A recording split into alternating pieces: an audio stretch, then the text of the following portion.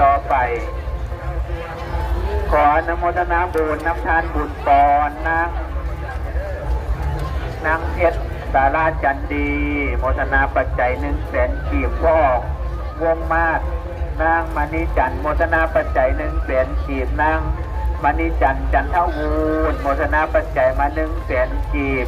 ท้าวสุขคำนางมณีวันโมทนาปัจจัย100,000 กีบท้าวโพสีใส่เมืองเสนโมทนาปัจจัย100,000 กีบและกาไม่ออกเนินบ้านทางเมื่อบอกเดือนนี้เดือนไกลเนาะมาบอกถึงบ้านกับบ้านมาตั้งปีเพื่อนเลยเนาะมาวันบุญวันบุญนำกันเด้อเนาะเป็นบ้านกับปู่กับปู่กับแฟนกับมาวันบุญวันบุญนำกันมารักกันเดี๋ยวเป็นยุทธแรงที่ได้เก่งน้ำเนาะปัจจัยความรู้บาได้ในในการแจกไม่ได้น้ำแน่เนาะอันเดียวที่เด็กก็ยุทธแรงที่ได้น้ำในได้เนาะยุทธแรงที่ได้น้ำแต่กับการใช้เกี่ยวกับใหม่คือมาดูเป็นประกาศได้ที่ได้น้ำให้เนาะเอามานักศึกษาสาวซึ่งจะเป็นศึกษาไม่ออกนอกนั่นดอก3 คนมาตัวเป็นตะวันก้อน3 สาวไม่จะผูกชุดปักทุกวัยปัจจุบันก็ได้เลยการสุของเรื่องโลกมันด้วยเป็นมากกันถึงสาว2 สาวเจ้าโดยอีกเรื่องนึงเนาะประชาสัมพันธ์หาเจ้าหน้าที่นะคะประดาโปรเวสดองทุกทางเอาทางหากาผู้หญิงเด็กหญิงอายุ6 ปีเนาะ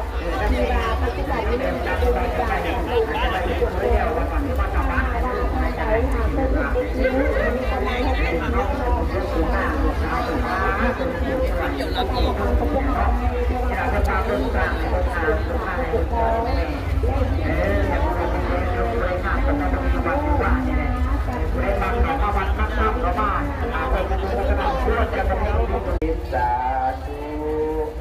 ข้าวบุญนี้ดวงลาด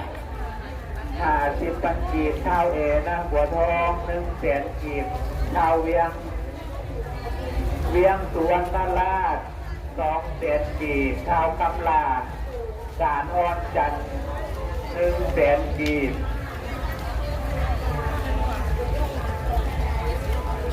โอ้เอ็มซีว่ะโอ้ขอบใจในไลน์เด้อขอบใจเอ็มซีเนาะขอบใจติดตามเด้อปาเกตสีบุญเมืองขออนุโมทนาบุญน้ำทานทองเทียนความเหนื่อยขอบครัวบ้านปลาไทยพระพรรักษาเนาะทุกพันทีมาจากบ้านหน้าเป็นเนาะเมืองนั้นเมืองไส้แป้งเราก็จะไปจังแต่เนาะไม่ยิงที่ปันจีบทุกวัยมันก็เห็นเลยการปรุงเรื่อง